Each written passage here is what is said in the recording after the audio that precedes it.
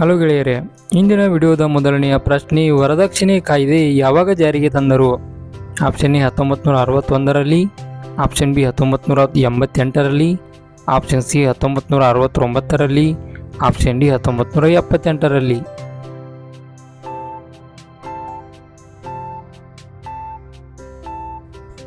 ಈ ಪ್ರಶ್ನೆಗೆ ಸರಿಯಾದ ಉತ್ತರ ಆಪ್ಷನ್ ಎ 1961ರಲ್ಲಿ.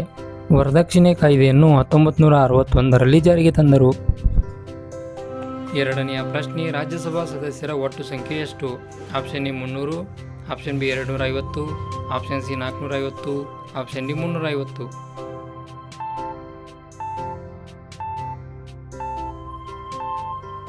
ಈ ಪ್ರಶ್ನೆಗೆ ಸರಿಯಾದ ಉತ್ತರ ಆಪ್ಷನ್ ಬಿ 250. ರಾಜ್ಯಸಭಾ ಸದಸ್ಯರ ಒಟ್ಟು ಸಂಖ್ಯೆ 250. ಮೂರನೆಯ ಪ್ರಶ್ನೆ, ಭಾರತದಲ್ಲಿ ಮತದಾನ ಮಾಡಲು ಕನಿಷ್ಠ ವಯಸ್ಸು ಎಷ್ಟು?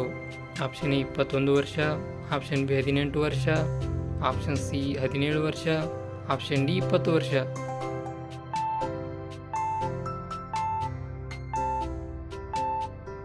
ಈ ಪ್ರಶ್ನೆಗೆ ಸರಿಯಾದ ಉತ್ತರ ಆಪ್ಷನ್ ಬಿ 18 ವರ್ಷ. ಭಾರತದಲ್ಲಿ ಮತದಾನ ಮಾಡಲು ಕನಿಷ್ಠ 18 ವರ್ಷ ಪೂರೈಸಿರಬೇಕು.